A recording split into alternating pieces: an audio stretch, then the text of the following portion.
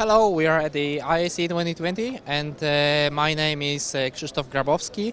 We are at this guy's booth.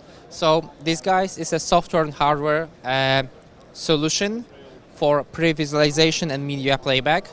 Right here we have integrated many different solutions into one, but let's focus on the content pre-visualization.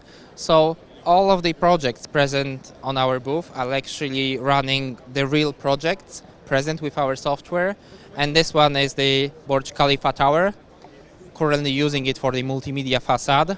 So and as you can see in the software, it's a 3D pre-visualization tool.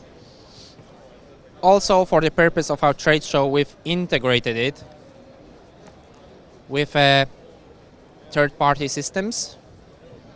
So for example, I can trigger different actions, but just placing the cube in the right place, so it's detected by the sensors.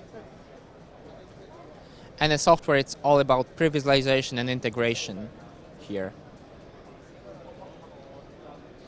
For more information about our products, please visit our website, thisguys1.